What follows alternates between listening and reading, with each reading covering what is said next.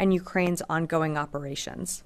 Secretary Austin and Minister Umerov also discussed the strong support from allies and partners in helping meet Ukraine's urgent military requirements. Minister Umerov provided an update on battlefield dynamics as well as the impact of Russia's continued attacks in Ukraine. And the full readouts of both of these calls can be found on defense.gov. And finally, the department continues to closely monitor the situation in the Middle East. As you've heard us say throughout the week, Secretary Austin and the department have taken actions to reinforce the United States' commitment to defend Israel and to protect our forces by strengthening U.S. military force posture and capabilities throughout the Middle East in light of the escalating regional tensions. We remain focused on de-escalating tensions in the region while also postured for deterrence and the defense of Israel. The U.S. government also remains very focused on securing a ceasefire as part of a hostage deal to bring all hostages home and to end the war in Gaza. And with that, I'd be happy to take your questions. Tara. Hey, Sabrina. So let's start with Ukraine.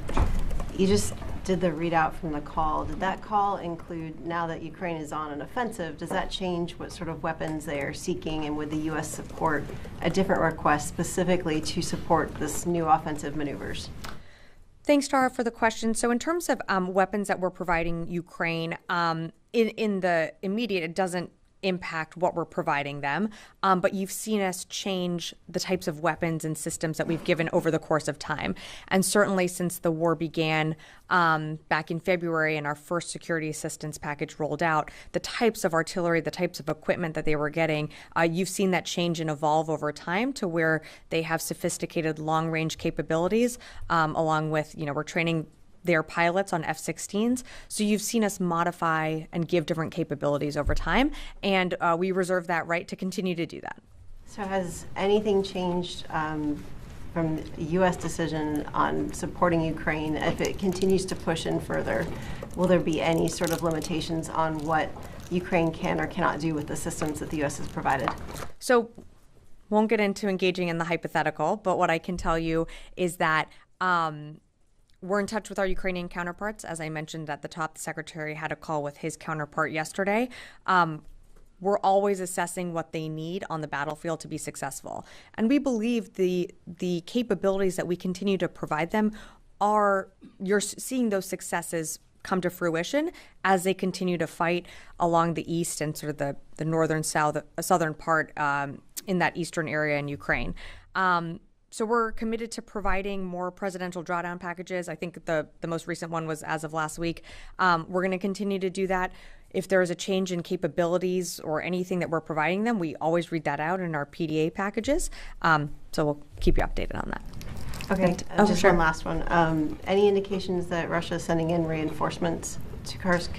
So we have seen some Russian units be redirected from operations in Ukraine towards the Kursk area.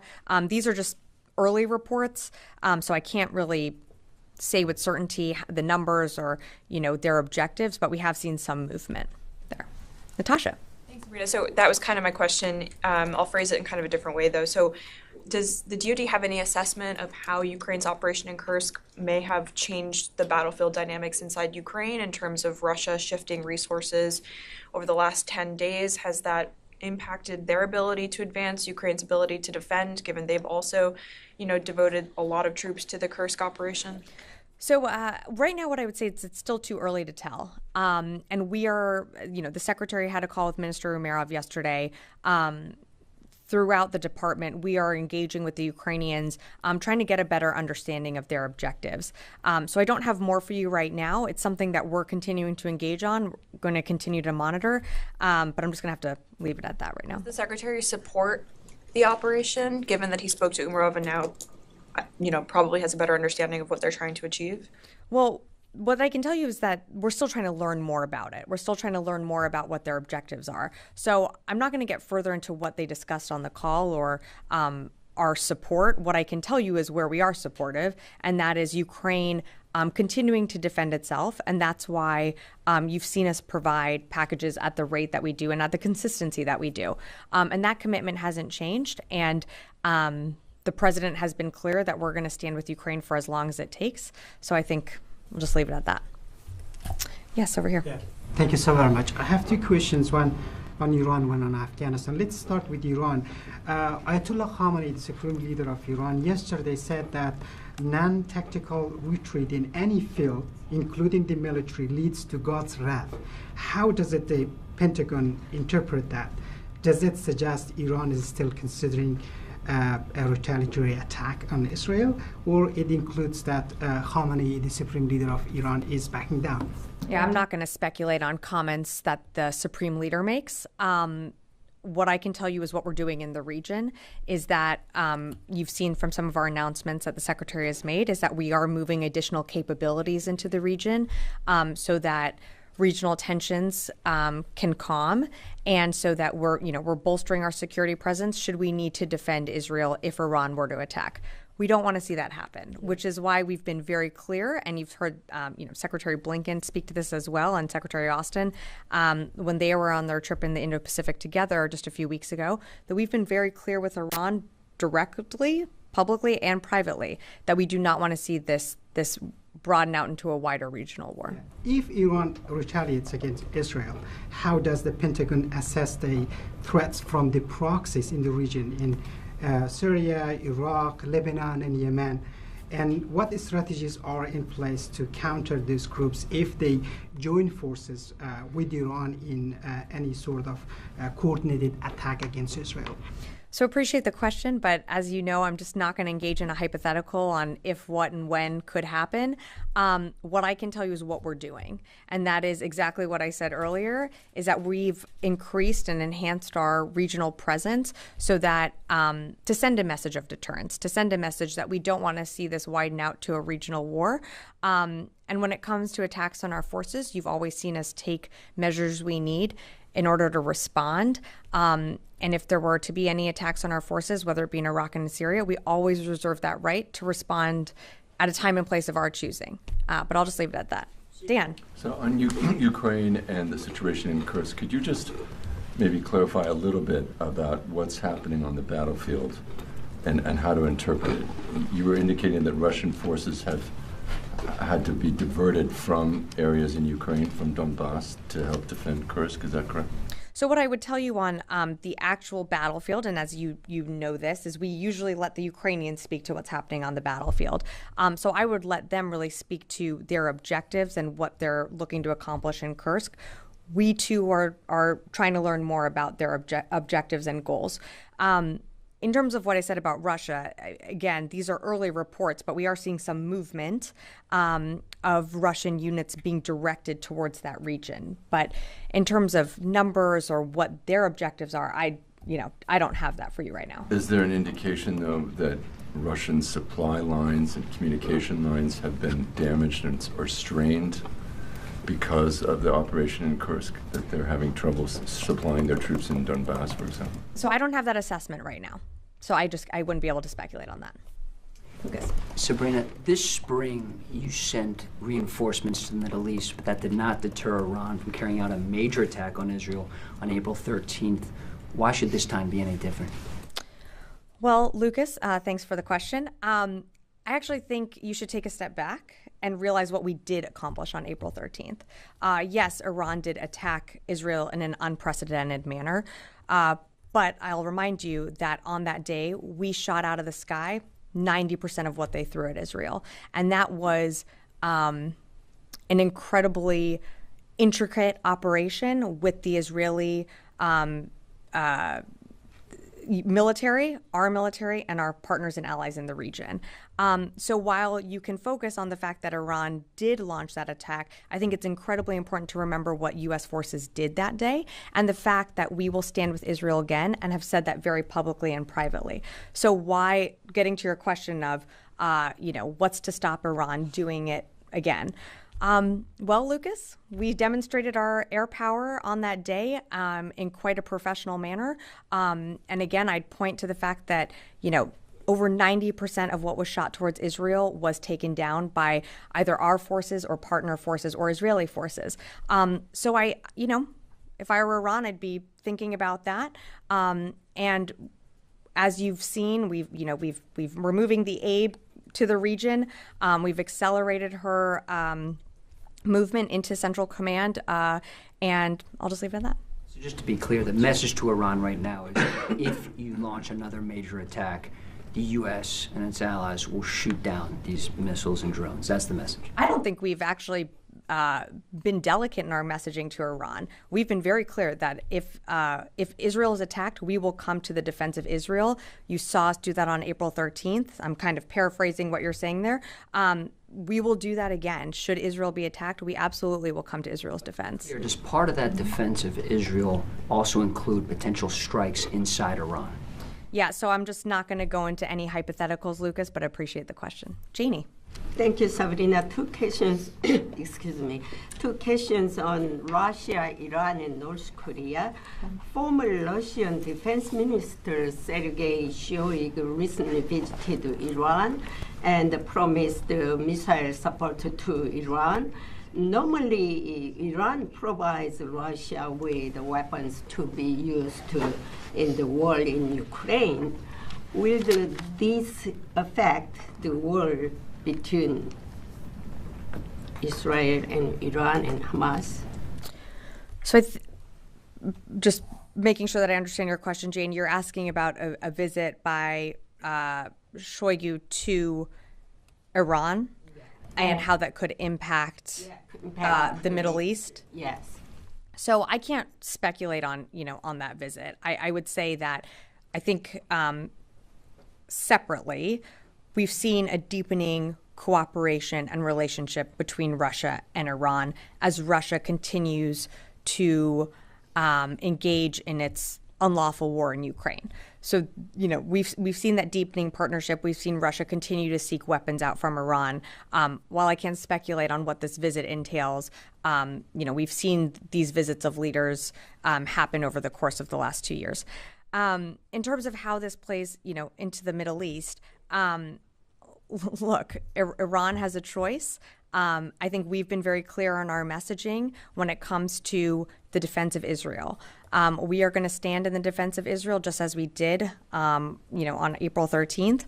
But I'm just not going to speculate out onto anything else. But North Korea is providing weapons to Hamas. And do you think Israel will be threatened if the arms trade between Iran and North Korea continues?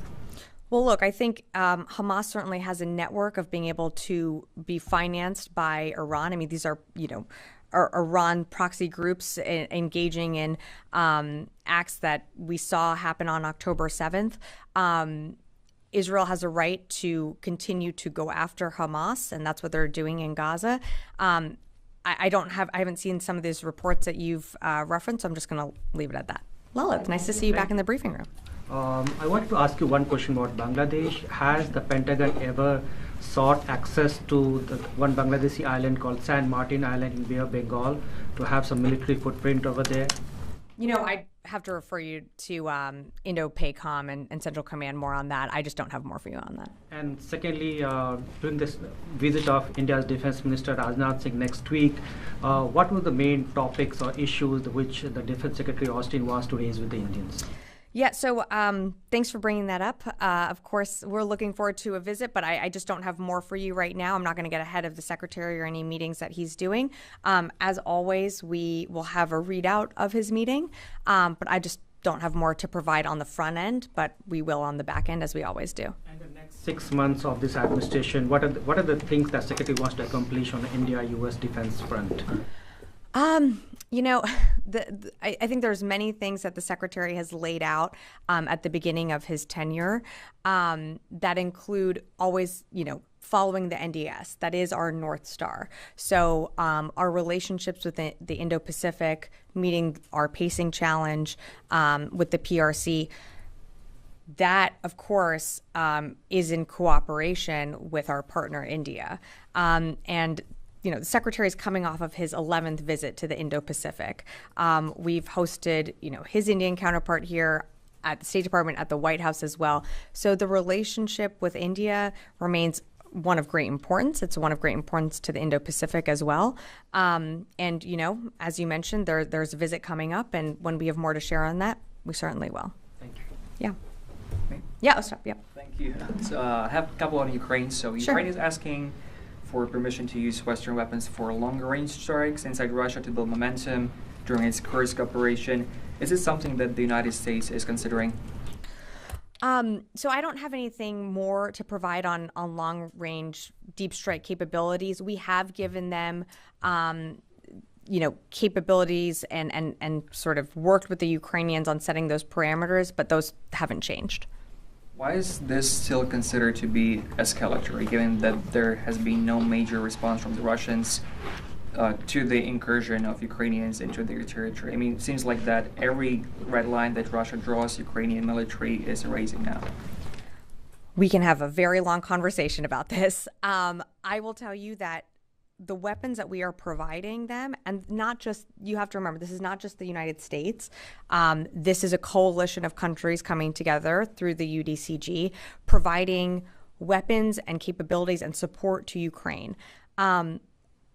We believe the best way that they can be effective on the battlefield is by knitting those capabilities together and continuing to push forces back to regain their sovereign territory. That doesn't necessarily happen by doing long-range deep strikes within Russia. And of course, we're worried about escalation.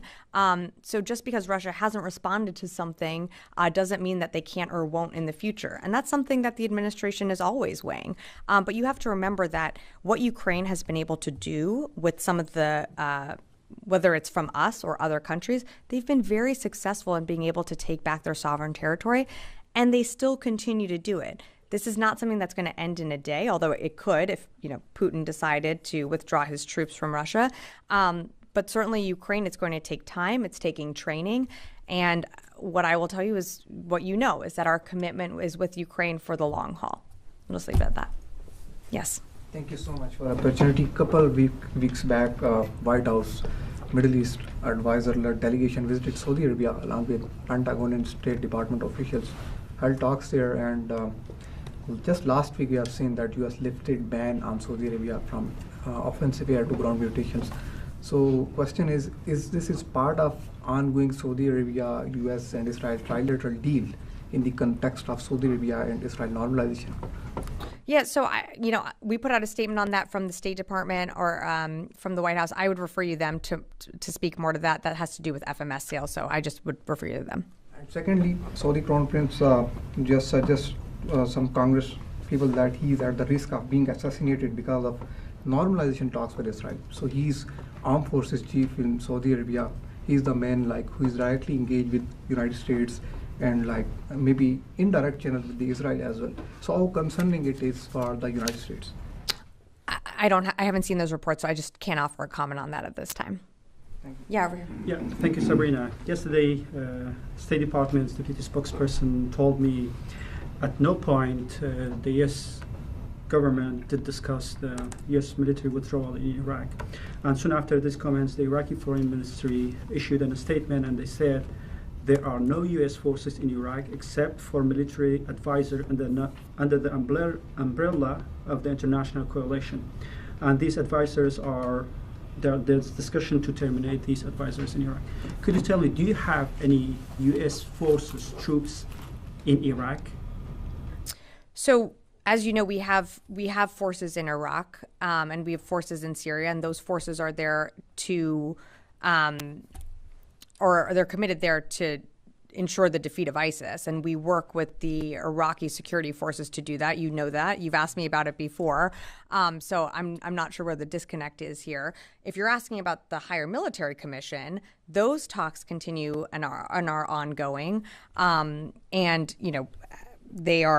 they are continuing, and you've seen us do readouts of every time those talks happen here or whether it's in Iraq, but I don't have an update on where those stand right now. And the things that the Iraqi government says that there is no U.S. forces there advisor. What's the difference between the U.S. troops, forces in Iraq and the advisors? So I haven't seen those comments, so I'm not going to directly comment on that. But as you know, because we've talked about this before, we do have forces in Iraq that actually have been attacked before, which you've also asked me about.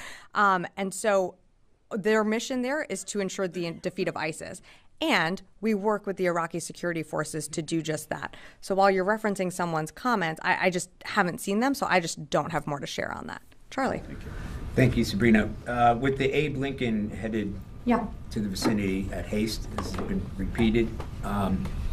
It still won't be there for a number of days, so it'll be irrelevant if Iran or Hezbollah were to strike. Is the plan, the strategy to have two carrier strike groups in the vicinity at the same time and maybe have an overlap of the Roosevelt?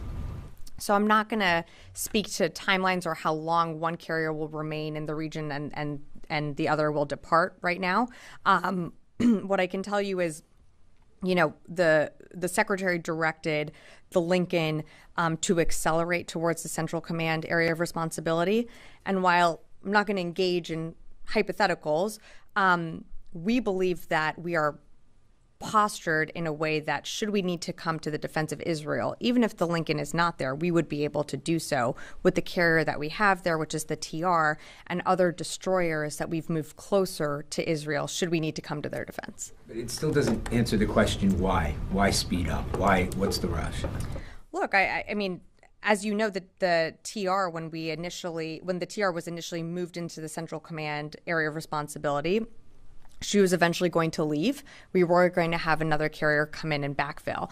We accelerated the ABE's movement to the region because we know tensions are high right now, and we want to see them de-escalate. These are all defensive moves. They do send a message of de-escalation. They send a message of power as well, that we will come to the defense of Israel should we need to. And that's why you've seen, it's not just the carrier. You've seen us move also a squadron of F-22s there as well. You've seen us move destroyers closer to Israel. This is all done to send a message of deterrence. And I'll leave it at that. Give us an update on the USS Georgia. The latest update that I have is that she's not in the Central Command area of responsibility right now. Not yet. Yes. Thank you, madam. Two questions, please. One, unrest in Bangladesh still continues. As far as U.S. military is concerned, have they ever, if Bangladeshi military have ever asked any help from the U.S. military in those arrests, or before or now? Not to my knowledge. We have not received a request for assistance, but also that I can't speak for State Department, so I'd refer you to the state to speak more to that. And second, madam, today is India's 77th Independent Day. And yesterday, India shown to the world military might on the streets of Delhi, and including Defense Minister Mr. Rajnath Singh, that like Lalit said, is coming this week in Washington, was also there. My question is, as far as U.S.-India military-to-military relations are concerned, this will be his first visit in Washington at the Pentagon after a long, long time, and now third term of Prime Minister Modi. And this will be visit first time after Prime Minister Modi visited Moscow. Military-to-military relation between India and Russia. So how the military-to-military relations now will be India and U.S. and now India and Russia? We still have great military relationships between our two countries. The Secretary, visited India on one of his trips to the Indo-Pacific, as I told Lalit earlier. But, India is an important partner when it comes to the Indo-Pacific. And much of the NDS that continues to guide this department is focused on the Indo-Pacific and our pacing challenge of China. And India has shown to be a great partner in that. So our mil-to-mil relationship is strong. Ahead of a visit, again, I'm not gonna get ahead of that. We will always have a readout, but I'm not gonna get ahead of the Secretary. Thank you, ma'am. Yes. Or no, go ahead. I want to ask Charlie's question a little bit differently and I was definitely pointing to this gentleman over here in the blue blazer. Noah, we'll come back to you. Go ahead. Yeah. Sorry, Noah, I'll come back to you. Sorry, I just mistook. Also on deterrence, so same topic. Has the force posture changed for those forces that have been moved in the region in light of the ceasefire negotiations ongoing? And just broader, does the administration see the Doha negotiation as an opportunity to avoid a broader conflict in the region? I think certainly the negotiations to reach a ceasefire deal would de-escalate tensions and would avoid or has the potential to avoid a larger regional conflict. But it's also really important to remember that it's not just that. It's about getting our hostages home. They're still Americans that are hostages. It's also about ensuring that aid can get into the people, the Palestinian people who desperately need it in Gaza. So there's a lot of components to the ceasefire talk and the framework that has been put together, but that's something that, for more details on that, I would refer to the State Department to speak to that, and the NSC as well. But has the force posture changed for those deterrence forces in light of those negotiations? You mean like heightened? We don't typically talk about that, so I'd refer you to CENTCOM for any further details. Noah. Glad I'm not wearing a blue blazer today. Do you have any updates on any new U.S. assets that have reached the CENTCOM AOR in recent days? Just to broaden Charlie's question out a bit. I think I think CENTCOM put out a statement when the F-22s had come in, but beyond that, not to my knowledge. Mm-hmm. And then to follow up on the Ukraine's objectives note that you said we're still looking for a bit, is there a reason that Minister Umerov wasn't able to offer further clarity on that? I'm just wondering why there needs to be more exploration after the call. Yeah, thanks for the question, Noah. Look, I'm just not going to get into more specifics or details of the call. We have asked, for more from the Ukrainians. I'm just going to leave it at that. Jared. Hi, Sabrina. Iranian press is reporting, state-run press is reporting that an IRGC official has died. He had been deployed to Syria, and his injuries had resulted from a strike, I believe, between July and August. Not a lot of clarity there, but the Iranian press is saying that it was done by coalition forces who are illegally in Syria. Did the United States conduct a strike? Does the department believe they may have killed an Iranian IRGC official? Jared, I haven't seen these reports from Iranian state-owned media, so I can't confirm them. I'd refer you to CENTCOM for any details on any strikes. Yes. Thank you very much, Sabrina. Mr. James Bond Stockdale was a US PAW in Vietnam for a long time, and he was honored Medal of Honor as well. He was my teacher at age 15, and then since 25 years, I've been a journalist from Afghanistan, Pakistan, that border region. I'm the only English newspaper there. Can you explain to your State Department colleague that journalists who have worked in these terrorist zone areas and who were the first media providers to the US bases over there, they at least treat them with respect? Both Vedant and Matt, since last 1 year, because of some policy difference, they treat me with so much respect. And this podium, you guys have treated me with so much respect. So is it possible that you at least tell them that journalists who are from the war zone areas, they act, their attitude, their everything is a little different than these diplomatic trained journalists, you know what I mean? So, look, they're my dear colleagues at the State Department. I'm not exactly sure what you're referring to here, but go ahead. Please, you were going to say something. I can tell you that, this administration, I think, certainly values journalists wherever you are in the world. We value your coverage. We value the questions that you ask us here at the briefing room, whether it's in this briefing room or other briefing rooms across the administration. And I don't know if you have a question, but happy to take it. Yesterday, the Taliban were celebrating their 3 years anniversary of their takeover in Afghanistan. And they were flying US-made helicopters. They were driving US vehicles, the military vehicles. I had emailed this office, Pentagon, right before the US withdrawal as well, that what's going to happen. So at least, can the US now at least disable these helicopters, these big things, or no, they have not thought about it? So this isn't like the military hardware okay. They were displaying yesterday at the Bagram Air Base. Okay, so look, I don't have a comment on the types of parades that the Taliban is doing right now, but as the department, as we come up on closer to an anniversary, I would say that we are certainly grateful for all those that have served, for their bravery, for their selflessness, for their compassion every single day that they showed while they were in Afghanistan. And we certainly honor those that came back and those that made the ultimate sacrifice, but I just don't have a comment to offer on the Taliban. Thank you. Just last question. Several senior Pakistani military officials has been arrested in the last couple of days, including a spy master, the general, and they were arrested on corruption charges. Senior politicians, Javed Hashmi, and Georgetown graduates, again a senior politician, Mushahid Hussain, they all complain from the U.S. that the U.S. only contacts the Pakistani military more directly instead of the people-to-people relationship instead of the diplomatic. Do you guys ever feel that? Have anybody ever told you that the people of Pakistan, who many of them support democracy as well, but when their senior politicians say that the U.S. military keeps more focus on the Pakistani military than the diplomatic relation, is that anything of concern to you or not? So I think two separate questions here.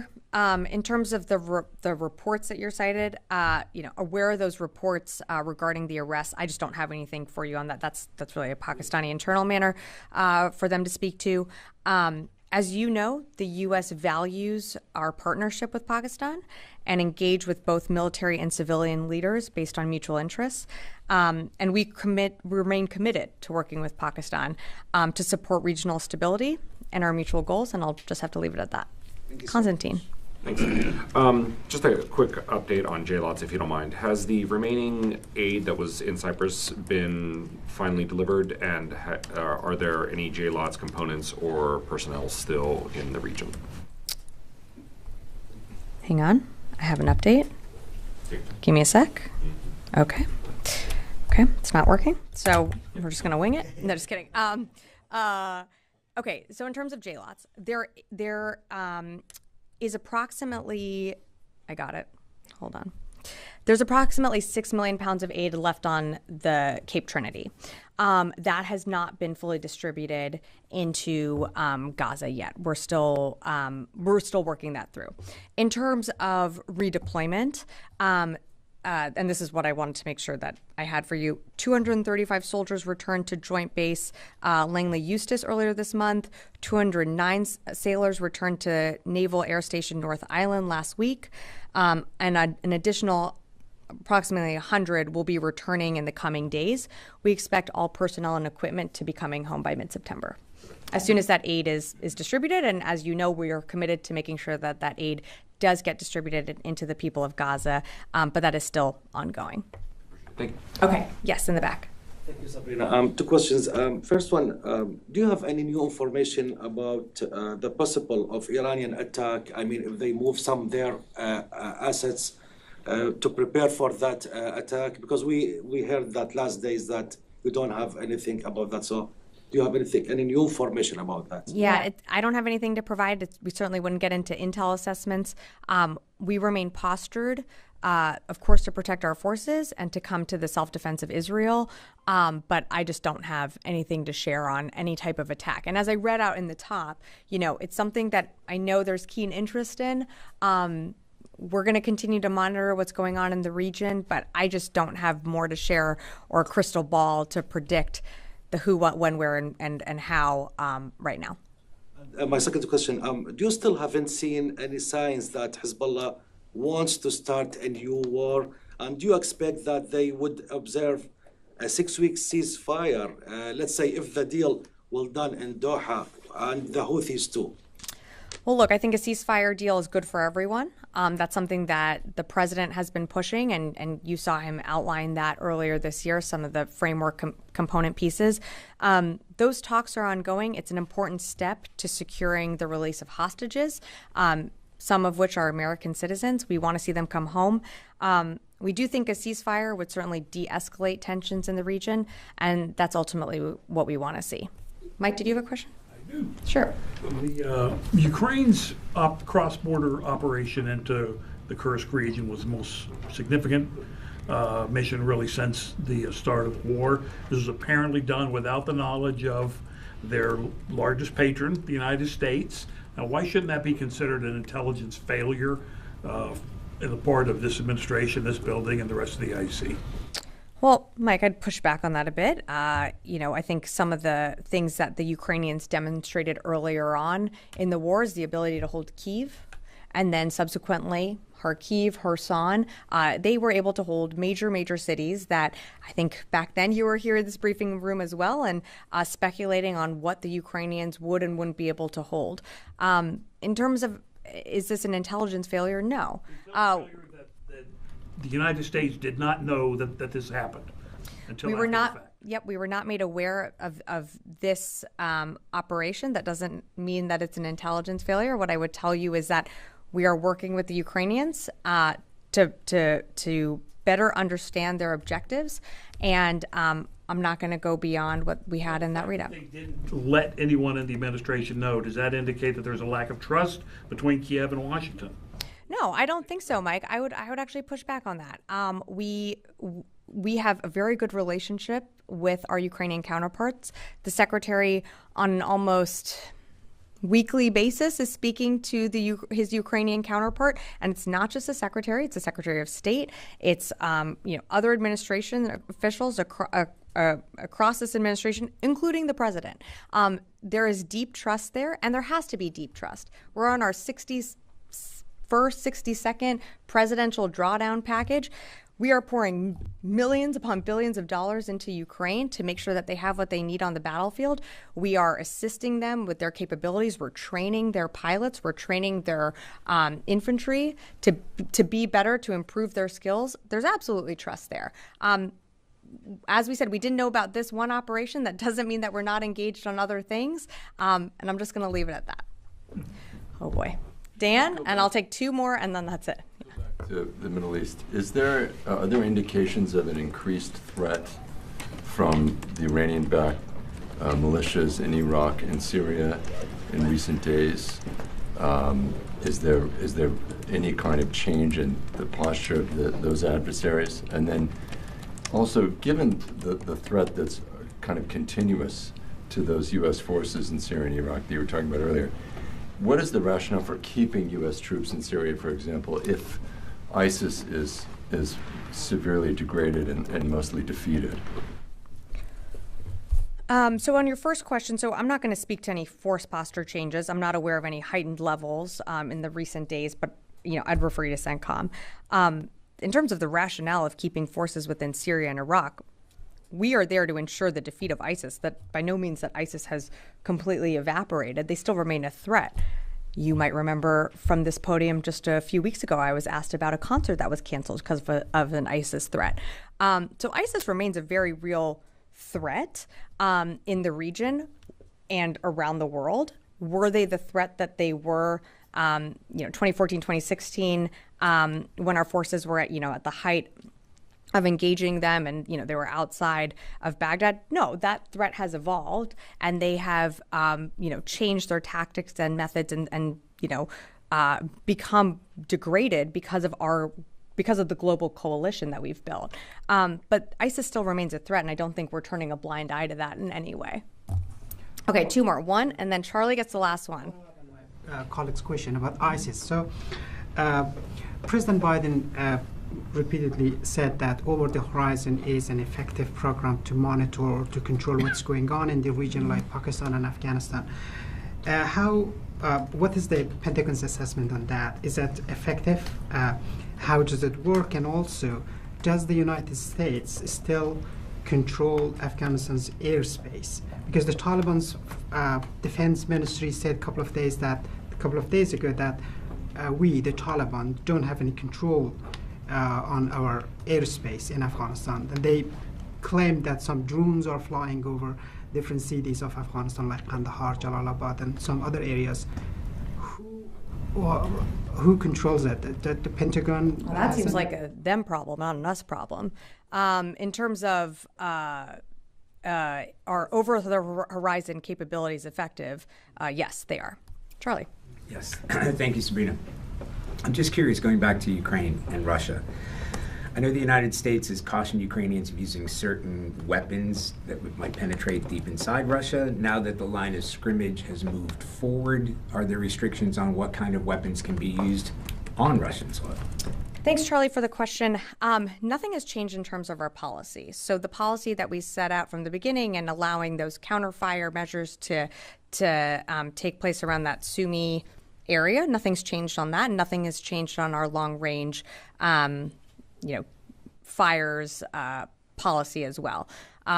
We still believe that with the coalition that we've built through the UDCG, that we are providing the Ukrainians what they need on the battlefield to be successful in that northeast area region and in the south.